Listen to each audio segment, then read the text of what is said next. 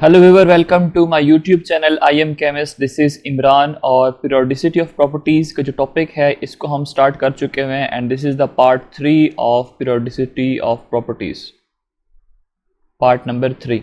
बाकी की जो दो पार्ट्स हैं अगर वो आपने नहीं देखे हैं सो प्लीज़ लाजमी देखें पहले वो, और उसके बाद आप पार्ट नंबर 3 के ऊपर आएँ, इसको आप देखें। सो यहाँ पे आपको मैं बताता चलूँ कि जो MCQs हैं ये हमारे पास FSC बेस्ड भी हैं और ये बैचलर लेवल के MCQs भी हैं। सो अगर आप किसी मेडिकल टेस्ट की तैयारी कर रहे हो या किसी भी कॉम्पिटिटिव एग्ज़ाम की तैयारी कर रहे हो, इंजीनियरिंग टेस्ट की तैयारी कर रहे हो, so these MCQs will be quite helpful for you. और यहाँ पे क्या है कि जो आपके कॉन्सेप्ट्स हैं वो सारे के सारे इंशाल्लाह क्लियर हो जाएंगे इन्हीं टॉपिक से रिलेटेड, या इसी टॉपिक से रिलेटेड अगर आपके पास कोई भी क्वेश्चंस आएंगे तो आप उसको ईज़िली कर सकेंगे।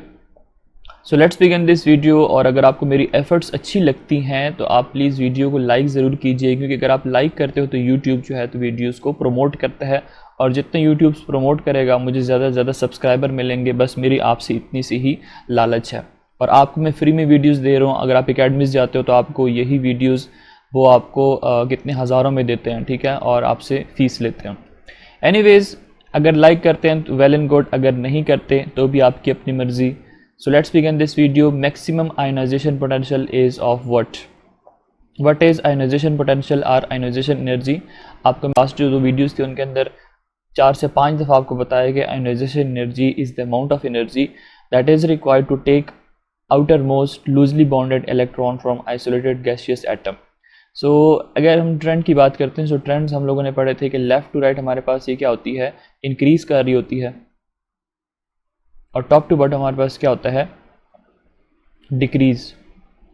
ठीक है, और डिक्रीज़ क्यों होती है? क्योंकि atomic size down the group increase हो जाता है, शील्डिंग इफेक्ट ज़्यादा होता है, distance between nucleus and valence electron ज़्यादा होता है। तो इसका मतलब है होल्ड जो वैलेंस इलेक्ट्रॉन के ऊपर है न्यूक्लियस का वो कम होता है। सो ईजिली हम अगर एनर्जी देंगे तो ईजिली हम उसका इलेक्ट्रॉन रिमूव कर सकते हैं।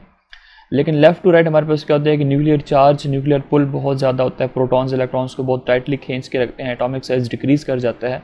सो वहाँ से इलेक्ट्रॉन रिमूव करना डिफ़िकल्ट होता है। सो हम कह सकते हैं कि left to right in a period ionisation potential और आयोनाइजेशन एनर्जी इंक्रीजेज। तो यहाँ पे अगर हम ऑप्शंस को देखते हैं तो हमारे पास ऑप्शन नंबर बी के अंदर सोडियम है। सोडियम बिलोंग करता है ग्रुप 1A से।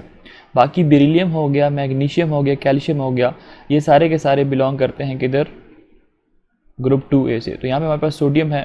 ग्रुप 2A में क्या होता है, we have beryllium, we have magnesium and we have calcium. So देखो डाउन द ग्रुप यहाँ से हमारे पास क्या होती है, वैल्यूज़ इंक्रीज़ होती हैं, और डाउन द ग्रुप क्या होती हैं, डिक्रीज़ होती हैं। सो इसका मतलब है कि ऑप्शन नंबर बी जो है दिस इज़ मोर अप्रोप्रिएट, कि बेरिलियम से उसका इलेक्ट्रॉन रिमूव करना इजीली नहीं होता। सो इसलिए it is having maximum ionisation potential. और क्यों? क्योंकि बेरिलियम का एटॉमिक साइज़ क्या है, छोटा होता है। Number 32, correct order of first ionization potential among the following element, beryllium, boron, carbon, nitrogen and oxygen is. अब यहाँ पे आपको बहुत सारे एटम गिवन है, एलिमेंट्स गिवन है। अब हम लोगों ने आयोनाइजेशन पोटेंशियल की वैल्यू जो है वो देखनी है इसकी, कि सबसे लीस्ट किसकी होगी और सबसे ज़्यादा किसकी होगी। सो हमें करना क्या होता है कि हम पहले तो इसकी इलेक्ट्रॉनिक कन्फिग्रेशन को देख लेते हैं। सो इलेक्ट्रॉनिक कन्फिग्रेशन हमारे पास बेरिलियम है। सो बेरिलियम का एटॉमिक नंबर होता है 4, तो हो जाएगा 1s2 एंड 2s2। देन हमारे पास है बोरॉन। बोरॉन का एटॉमिक नंबर क्या होता है, 5। सो 1s2, 2s2 and 2p1। Then हमारे पास है कार्बन। कार्बन का एटॉमिक नंबर होता है 6। सो 1s2, 2s2 and 2p2। Then हमारे पास है नाइट्रोजन। नाइट्रोजन का एटॉमिक नंबर होता है 7। सो 1s2, 2s2, 2p3। और देन हमारे पास है ऑक्सीजन, तो हो जाएगा ऑक्सीजन का एटॉमिक नंबर होता है 8। 1s2, 2s2 and 2p4. So these are the electronic configuration. Now you have to decide कि which one is having least ionization potential and which one is having high potential ionization potential. So याद रखें जो beryllium है it belongs to group 1A, ठीक है।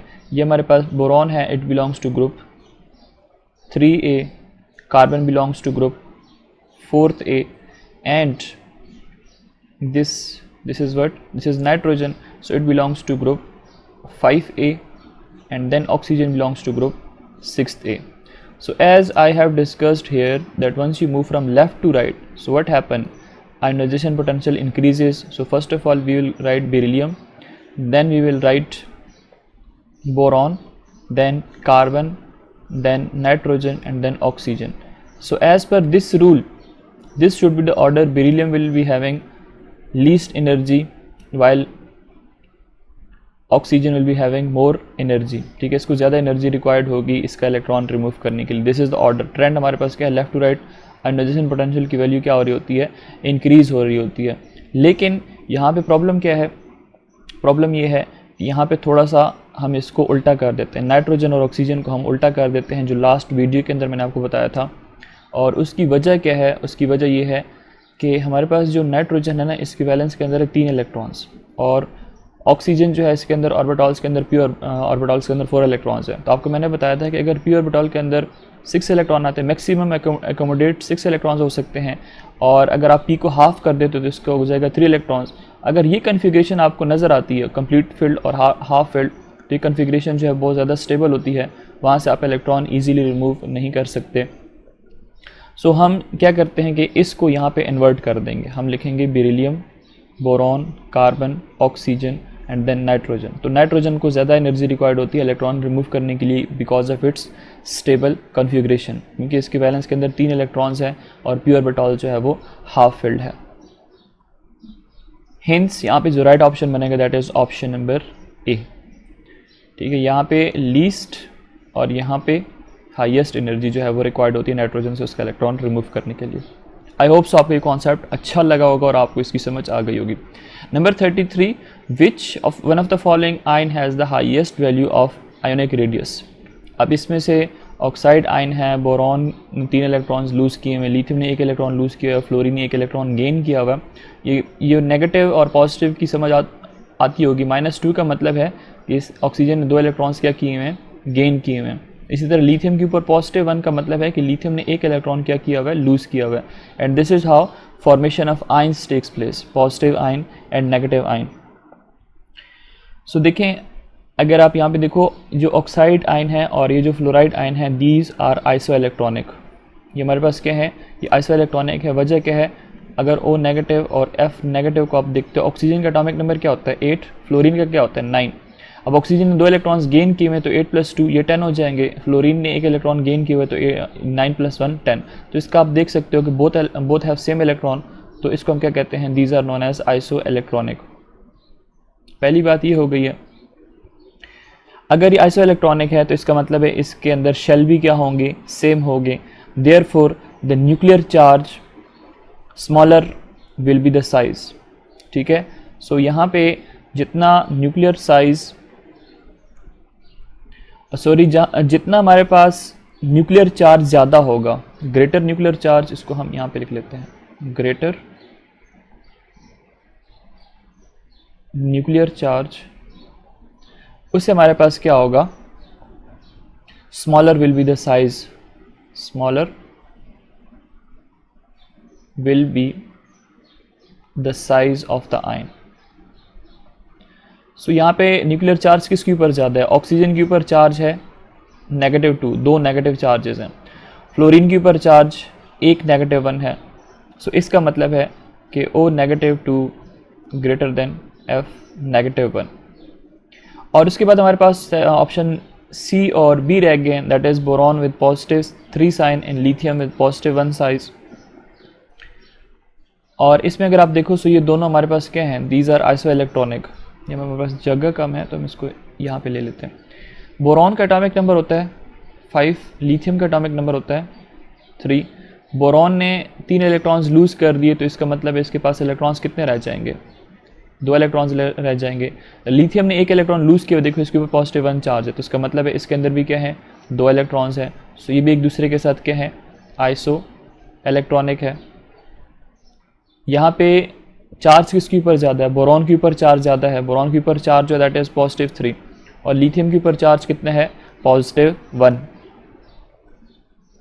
यहाँ पे oxide के ऊपर चार्ज -2 है, यहाँ पे +2 की हम बात करें, ठीक है। बोरॉन के ऊपर चार्ज कितना है, +3, और लिथियम के ऊपर +1 है। तो इसका जो ऑर्डर होता है वो नेगेटिव आयन के इन्वर्स होता है। तो हम लिखेंगे lithium positive greater than lithium boron +3। सो अब आप देखें कि ऑर्डर आपके पास क्या बनेगा। सबसे पहले ऑक्साइड, फिर फ्लोराइड, फिर लिथियम और फिर बोरॉन। सो इसका मतलब है कि राइट ऑप्शन हमारे पास ऑप्शन नंबर ए बनेगा, ठीक है। इसका जो आयोनिक रेडियाई है वो सबसे ज़्यादा है, और सबसे लीस्ट किसका है, B, boron with +3 charges. Then we have another question जिसमें हमसे क्या पूछ रहा है कि an element having electronic configuration of this will form dash. एक एलिमेंट है, उसकी इलेक्ट्रॉनिक कन्फिग्रेशन हम यहाँ पे लिख लेते हैं, जगह वो बहुत ज़्यादा फिलअप हो गई है, इसके बाद मैं इसको रिमूव कर दूंगा। 1s2, 2s2, 2p6, 3s2 and 3p1. First shall have 2 electrons, second shall have 8 electrons and third shall have 3 electrons. If it is having 3 electrons, इसका मतलब है कि हमारे पास मैक्सिमम +3 ऑक्सीडेशन स्टेट शो कर सकते हैं। अगर ये 3 इलेक्ट्रॉन लूज कर देगा तो इसके ऊपर चार्ज क्या होगा, +3। अगर ये +3 ऑक्सीडेशन स्टेट शो कर सकता है, तो इसका मतलब है it is the intermediate oxidation state. जो हमारे पास क्या है, इंटरमीडिएट ऑक्सीडेशन स्टेट है, क्योंकि ऑक्सीडेशन स्टेट 1 भी हो सकते हैं, 2, 3, 4, 5, 6, 7। मैंगनीज जब हम पढ़ते हैं ना ट्रांजिशन एलिमेंट में, तो वो +7 तक ऑक्सीडेशन स्टेट शो कर सकता है। तो यहाँ पे अगर आप देखो तो +3 इंटरमीडिएट आता है, ना बहुत कम है ना बहुत ज़्यादा हाई है। तो अगर ना ज़्यादा कम है ना ज़्यादा हाई है, तो इसका मतलब है कि it will form amphoteric oxide. So option number D is the right one. Number 35। अच्छा, मैं ये साइड पे जो लिखा हुआ है इसको मैं क्लियर कर देता हूँ।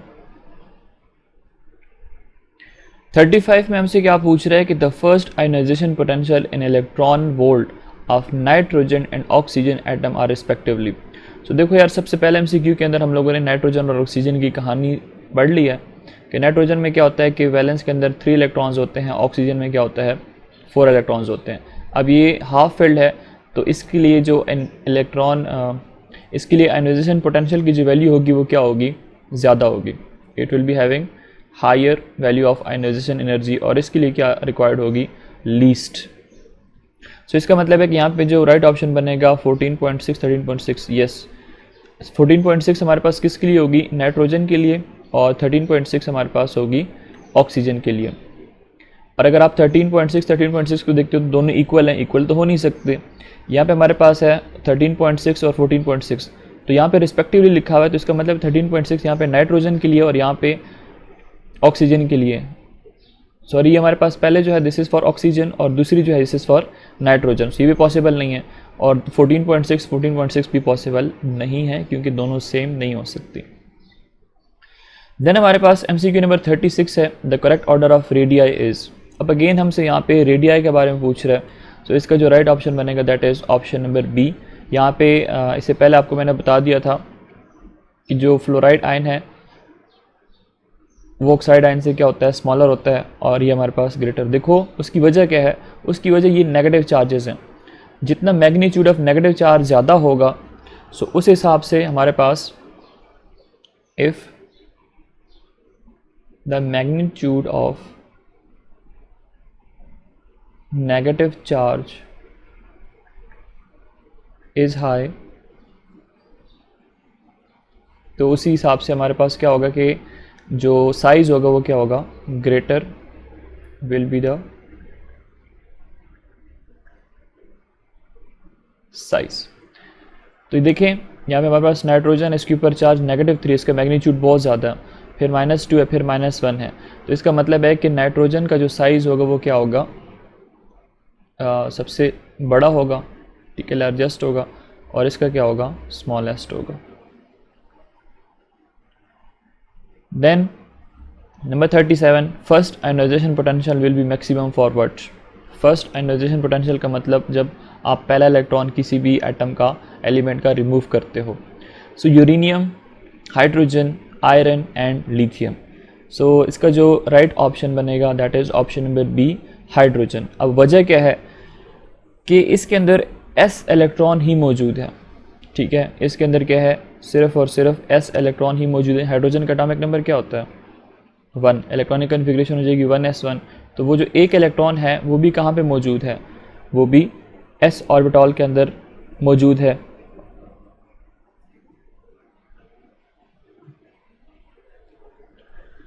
So we can say that due to the presence of most penetrating s electron, hydrogen shows maximum ionization potential of the following list. Number 38, chloride ion and potassium ion are isoelectronic. Then chloride ion, chlorine का atomic number होता है कितना, 17। अगर इसने एक electron gain किया तो इसका मतलब इसके अंदर इलेक्ट्रॉन्स कितने रह जाएंगे, कितने हो जाएंगे, 18। Potassium is having atomic number 19। अगर इसने एक इलेक्ट्रॉन जो है वो लूज़ कर दिया तो इसके अंदर इलेक्ट्रॉन्स कितने आ जाएंगे, 18। देखो क्लोराइड आयन और पोटाशियम आयन की फॉर्मेशन हमारे पास हो गई है, formation of anion and formation of cation. अब हमसे क्या पूछ रहे हैं, their sizes are same, size तो सेम हो नहीं सकते। देन हमारे पास है chloride ion is bigger than potassium ion. So yes, जो नेगेटिव आयन होता है ना, इसका साइज ज़्यादा होता है as compare to positive ion. So option number B is the right one.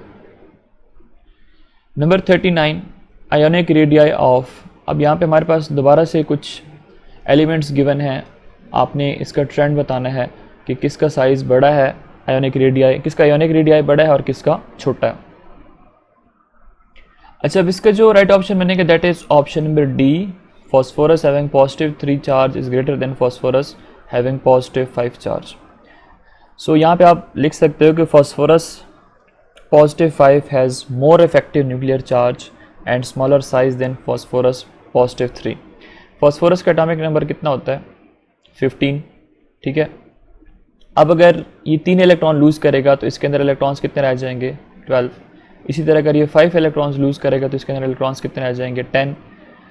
सो यहाँ पे इफेक्टिव न्यूक्लियर चार्ज किसके अंदर ज़्यादा होगा, देखो यहाँ पे इसको इलेक्ट्रॉन्स को कितने प्रोटॉन्स खींच रहे हैं, 15 प्रोटॉन्स। यहाँ पे 15 प्रोटॉन्स 12 इलेक्ट्रॉन्स को खींच रहे हैं, तो इफेक्टिव न्यूक्लियर चार्ज किसका ज़्यादा होना चाहिए। ये हमारे पास है फॉस्फोरस पॉजिटिव 3, ये हमारे पास है फॉस्फोरस पॉजिटिव 5, जब ये 5 इलेक्ट्रॉन लूज़ करेगा। सो देखिए यहाँ पे हमारे पास इलेक्ट्रॉन्स कम है, प्रोटॉन्स ज़्यादा है, तो इसका मतलब है it is having more effective nuclear charge. अगर इफेक्टिव न्यूक्लियर चार्ज ज़्यादा है तो इसका मतलब है इसका साइज क्या होगा, that should be smaller. Hence option number D is the right one. Number 40, when an electron is removed from an atom, its energy dash. So जब कभी आप किसी भी एटम से इलेक्ट्रॉन रिमूव करते हो, सो उस वक्त एटम की जो एनर्जी होती है वो इंक्रीज कर जाती है when electron is removed from atom. Hence यहाँ पे जो ऑप्शन नंबर A है, this is the right one. और उसकी वजह क्या है, जब आप इलेक्ट्रॉन रिमूव करते हो तो आप कौन सी एनर्जी देते हो, आयनाइजेशन एनर्जी, ठीक है। वो एटम जब आयनाइजेशन एनर्जी एब्जॉर्ब करेगा तो इसका मतलब उसकी एनर्जी क्या हो जाएगी, ज़्यादा हो जाएगी। Number 41, which of the following has minimum melting point.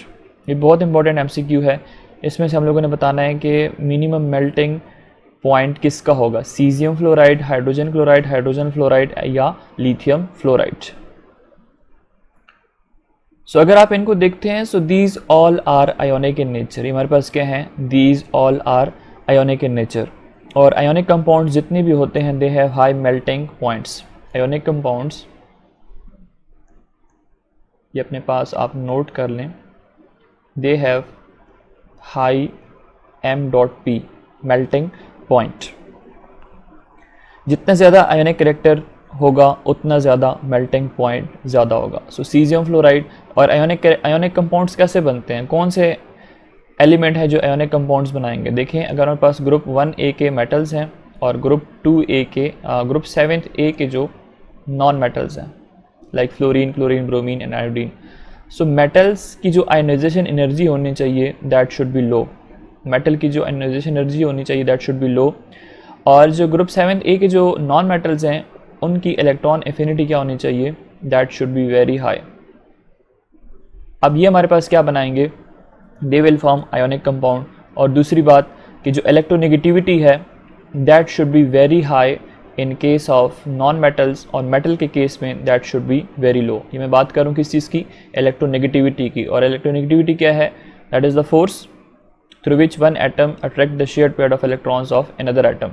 सो ये दो शराइत हैं जब आप आयोनिक कंपाउंड्स के अबाउट पढ़ते हो। सो इसमें जो राइट ऑप्शन बनेगा that is option number B, क्योंकि HCl जो है ना, HCl के केस में अगर आप इसको देखते हो, दिस इज़ लीस्ट आयोनिक।